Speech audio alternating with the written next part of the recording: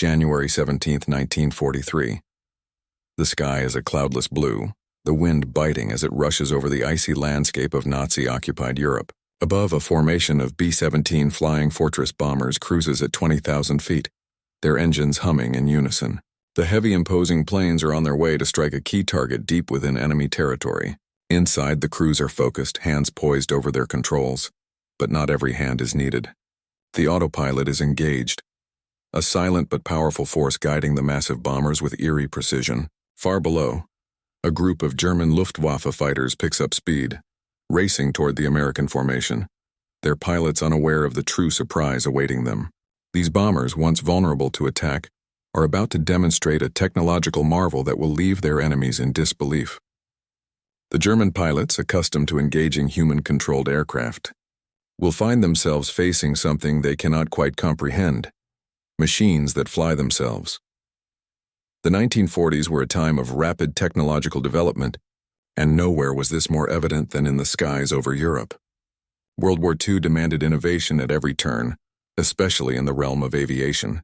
By the early years of the war, both the Axis and Allied powers understood that control of the air was vital to winning the conflict. Bombers were among the most critical components of each side's air strategy. For the Germans, the Luftwaffe relied heavily on their Stukas and Heinkels to strike at both military and civilian targets. The American Army Air Forces, AF, on the other hand, turned their attention to the heavy bomber as a key weapon for long-range strategic bombing missions. The B-17 Flying Fortress, developed in the late 1930s, was perhaps the most iconic of these American bombers. Despite its imposing size and formidable armament, the B-17 had one significant vulnerability. It was difficult to maneuver and needed a skilled crew to operate all of its systems. In the early stages of the war, American bombers faced a brutal reality. Their formations, though formidable, were easy targets for enemy fighters if not properly defended. The Luftwaffe, with its superior aircraft and experienced pilots, exploited this weakness, bringing down countless American bombers during daylight raids over Europe. But the United States was determined to change the balance. They invested in technology not only to strengthen the bombers' defenses, but also to make them more autonomous, reducing the physical toll on crews and increasing their effectiveness. The solution was found in the invention of the automatic pilot, an innovation that would soon become a game-changer in the skies.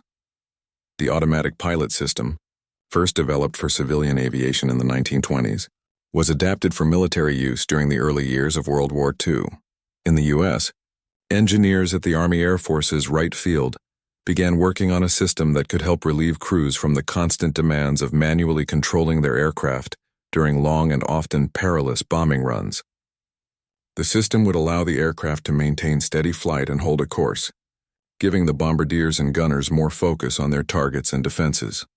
The automatic pilot system used a series of gyroscopic instruments and servos to adjust the aircraft's controls, essentially flying the bomber by keeping it on a constant heading and altitude.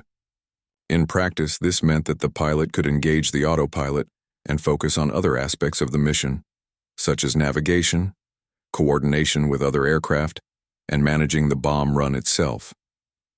The B-17, which had already been equipped with a range of advanced features like powerful armament and durable construction, now had the ability to fly itself for extended periods. By 1943, the U.S. Army Air Forces had fully integrated the automatic pilot into their bombers, particularly in long-range operations over Europe. These bombers, once vulnerable to enemy fighters due to their constant need for manual control, now flew with a degree of autonomy. The implications for both sides in the war were profound. While the bombers' crews could rest during the more monotonous portions of their missions, their adversaries in the Luftwaffe had to contend with a new, seemingly invisible challenge: bombers that didn't require constant human attention. To the German pilots, it was almost unimaginable that these massive flying machines could function with such precision without constant manual intervention. As the Allies prepared for more strategic bombing raids deep into Axis-held territory, they would find that the automatic pilot system was just one part of the technological leap that would help shift the momentum in their favor. But it wasn't just the technology that was changing the war. It was also how the technology was perceived, and how it would influence the behavior of those on both sides of the battle. For the American air crews, the introduction of automatic pilots was nothing short of a relief. The early hours of daylight bombing missions over Europe had always been grueling. Hours of flying, constant vigilance, and the ever-present threat of enemy fighters. The mental and physical exhaustion that came with managing a heavy bomber for an entire mission was overwhelming. Pilots had to keep their hands on the controls, maintaining a steady course while also ensuring the bomber stayed in formation with others. This relentless task made long missions exhausting, sometimes even impossible to complete successfully.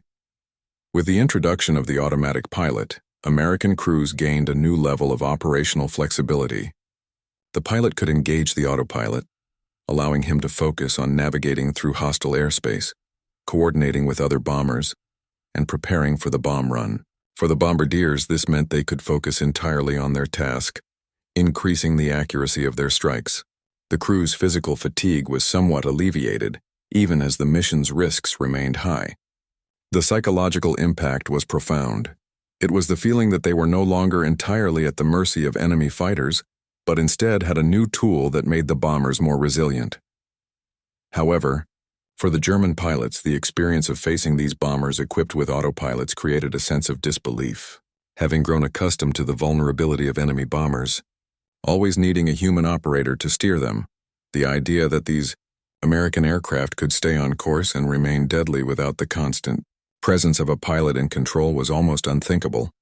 The addition of the autopilot system had profound tactical implications, particularly in how bombers flew in formation and coordinated their strikes. Prior to this, bomber formations had been vulnerable to disruption. Pilots had to rely on their own skills to maintain tight formations, and even a small error could lead to a catastrophic break in the group. With the autopilot, bomber formations could fly with much greater precision. The autopilot maintained the bomber's altitude, heading, and speed with exceptional accuracy. This allowed for better coordination within the formation, as the pilots could now focus on maintaining the group's overall structure, rather than managing the individual aircraft. The tight formations that were a hallmark of U.S. bombers, particularly the B-17, became more effective as the autopilot ensured a steadier, more predictable path. For the Germans, facing these highly organized formations presented a challenge. Their own tactics relied on quick, sharp attacks that preyed on weaknesses in enemy formation. With American bombers now able to maintain a near-perfect formation throughout their mission, German fighter pilots found themselves struggling to exploit any openings. The autopilot system didn't just help bombers fly, it reshaped the entire dynamic of air combat. The development of the automatic pilot system was a significant technical achievement, one that showcased the ingenuity of American engineers.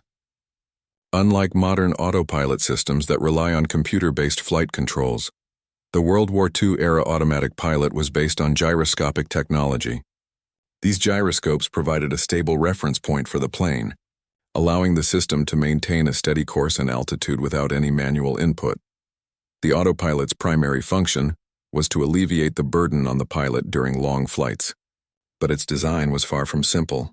It consisted of a complex network of gyroscopes, amplifiers, and servo motors that could adjust the aircraft's control surfaces, ailerons, elevators, and rudder, in response to any deviations in heading or altitude.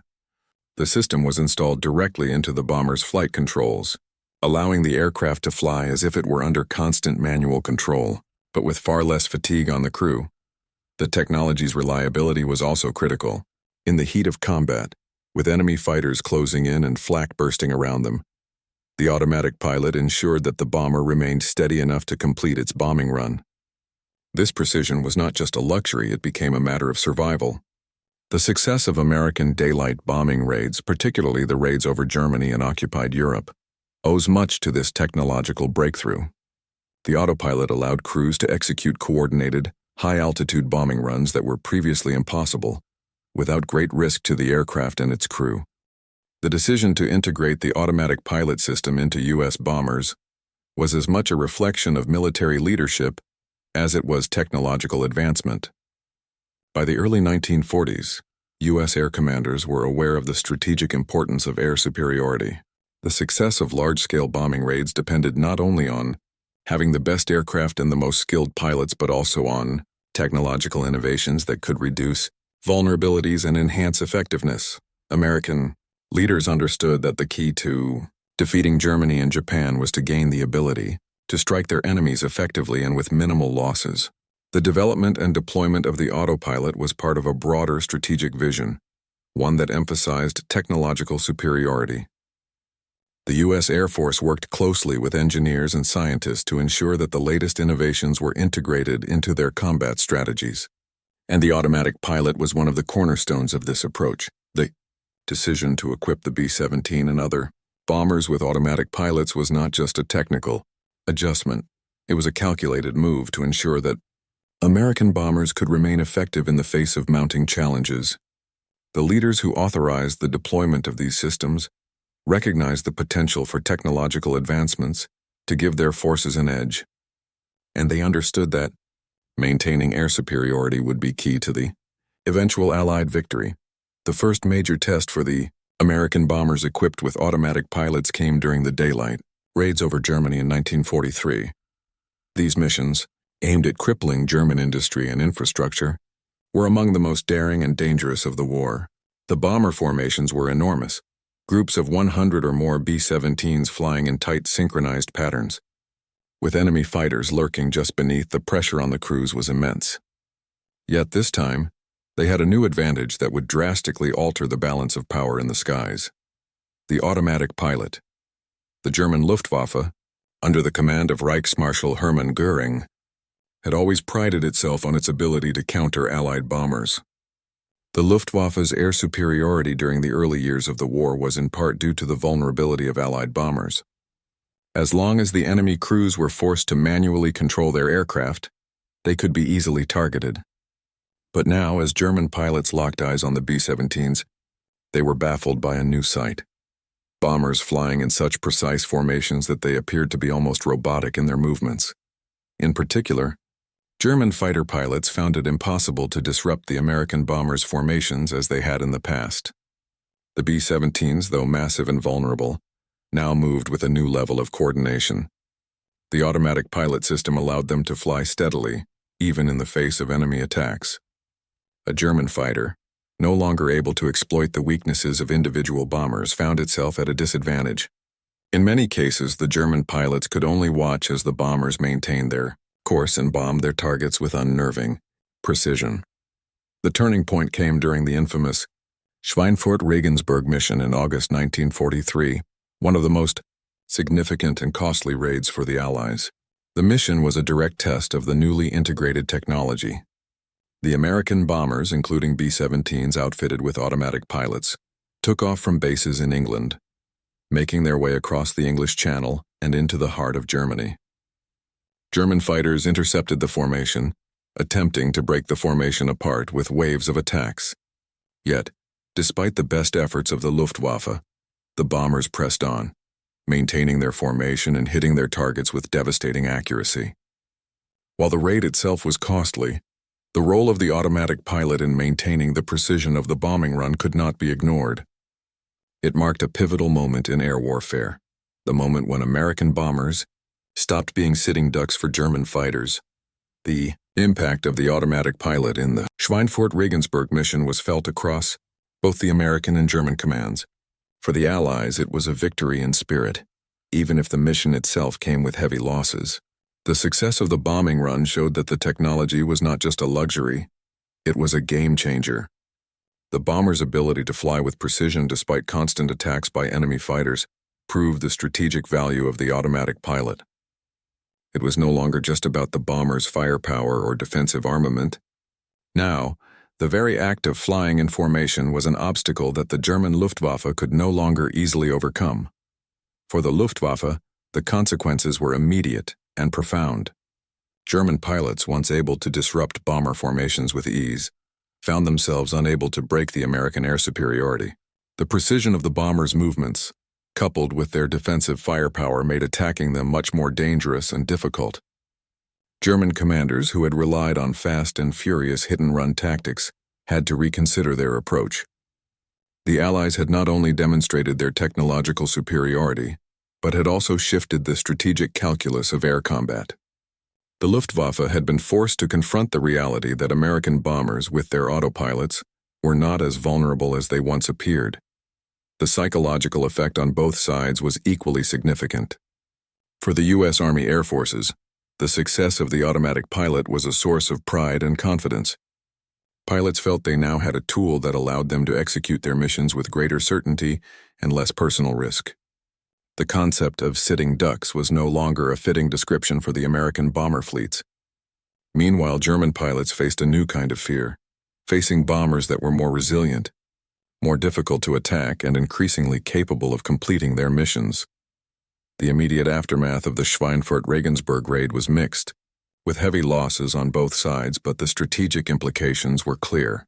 The mission demonstrated that the U.S. bombers, equipped with automatic pilots, were no longer easy prey. The technology had changed the dynamics of bombing raids, allowing American bombers to fly in tight, coordinated formations and deliver precise strikes without constant manual control from their crews. While the bombers still faced threats from German fighters, the automatic pilot ensured they could maintain their course and effectiveness even under attack. In the months that followed, the United States would continue to refine its bomber tactics, integrating the autopilot system more extensively into their operations. The use of formation flying became even more standardized, allowing U.S. bombers to strike deeper into Germany and occupied Europe. The Luftwaffe, on the other hand, was forced to adapt. German fighters began to focus more on high-speed single-pass attacks, attempting to break up formations before the bombers could deliver their payloads. But this tactic proved less effective as the American bombers grew more sophisticated, and the introduction of long-range fighter escorts like the P-51 Mustang provided further protection to the bombers. The psychological toll on the Luftwaffe was significant. German pilots, who had previously been able to use their skill and speed to disrupt enemy formations, now faced bombers that were far more resilient. The growing realization that American bombers were no longer as vulnerable as before undermined morale in the Luftwaffe. The Germans would have to rethink their entire approach to defending the skies over Europe. As the war raged on, the integration of the automatic pilot system into U.S. bombers had lasting consequences, not only on the battlefield, but also on the broader technological landscape of air warfare. By 1944, American bombers had become an even more formidable force. The increased precision and steadiness provided by the autopilot system allowed for more effective deep strikes into the heart of Germany, crippling its industrial capabilities. The relentless campaigns of strategic bombing led to the destruction of key military targets, transportation networks, and industrial hubs, weakening the Nazi war machine significantly. For the German Luftwaffe, the failure to counter the American bombers' technological advancements marked the beginning of the end. Despite desperate attempts to develop new tactics and weaponry, such as the introduction of the German jet fighter, the Luftwaffe could not keep up with the pace of Allied innovation. The automatic pilot, while one of many technological advancements on the Allied side, proved to be a key factor in shifting the balance of power in the air. By the time of Germany's surrender in 1945, the Luftwaffe was no longer the force it had been in the early years of the war. The legacy of the automatic pilot system extended beyond World War II. The technology pioneered in the conflict would lay the foundation for the sophisticated autopilot systems used in modern aviation. Though the automatic pilots of the 1940s were rudimentary by today's standards, they represented a significant leap forward in the automation of flight. The success of this technology in combat not only altered the course of the war, but also set the stage for the advances in aviation that would follow in the decades to come. The introduction of the automatic pilot system during World War II was more than just a technical advancement. It represented a pivotal moment in the evolution of warfare. For the Allied forces, it was a symbol of how innovation could alter the very fabric of a conflict. What had once been a grueling and often perilous task, navigating through enemy skies, was transformed by technology into something more efficient, more precise. The automatic pilot, though an unseen force in the cockpit, became one of the most significant contributors to the success of American strategic bombing campaigns. For the German Luftwaffe, the sight of these bombers flying with such precision and seemingly independent of human intervention underscored the changing tides of war. Technology had leveled the playing field in ways that seemed almost unimaginable in the earlier days of the conflict. The realization that technology, not just human skill, could dictate the course of a battle was unsettling, and ultimately, decisive. The legacy of the automatic pilot system extends far beyond World War II. It was a harbinger of the future, not only for aviation but for all technological warfare. The notion of human and machine working in tandem to achieve precision and efficiency would define the nature of combat for years to come. As we look back, the introduction of the automatic pilot wasn't just a military triumph. It was a defining moment in the intersection of humanity and technology, one that would resonate through the skies of warfare for generations.